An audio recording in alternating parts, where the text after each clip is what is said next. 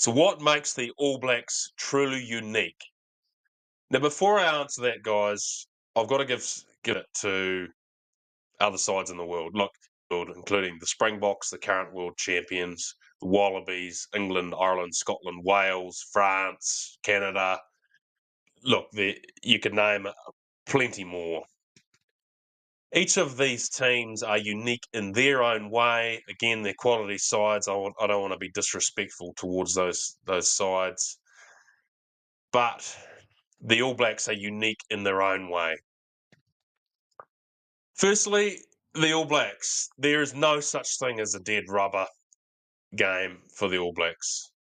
So whether or not the All Blacks are playing a pool match against Namibia, it should be an easy win, or the Rugby World Cup final against the Springboks, every game is special. Every game is a chance to add to that All Blacks legacy and build on what's been before. Secondly, the haka. So there's predominantly two main versions of the haka that the All Blacks tend to use: kapa or pango and kamate. Now, in looking at predominantly kapa or pango, and you look at some of the captions here. So the first one, let me be one with the land. Then New Zealand is rumbling here. And then face up to the fear. And then finally, to the sky above. Now, the big thing about the haka is the spirituality of it. When you play for the All Blacks, you're not just playing for the New Zealand rugby team. You're playing for your whānau, your family, your ancestors, the previous players who've been before you, the Jonah Lomu, the Christian Cullen, the Jeff Wilson. But it's also the spirituality of it. You're playing for the Māori communities. You're playing for the Pākehā communities. You face up to the fear, knowing that they're right behind you spiritually. Whether or not you're a 75-kilo halfback for the All Blacks playing against a 160-kilo South African prop who's going to look to snap you in half, you face up to the fear, you have that spirit with you, and you get stuck in and beat the Springboks or the team you're playing. Finally, the All Blacks and the New Zealand nation, we're humble in defeat and humble in victory.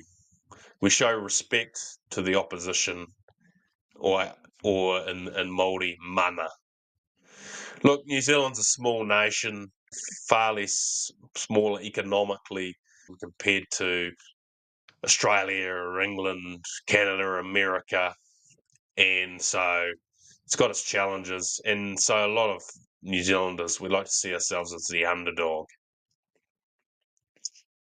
Guys, what I want to point out to you is in previous years, there's been many keyboard warriors, as you can call it. Many All Black supporters, well, I don't say they're true All Black supporters because they're not. And they've been a bit arrogant in saying the All Blacks are going to thrash the opposition. And then when if the All Blacks win well, they give the opposition supporters a tick online or etc.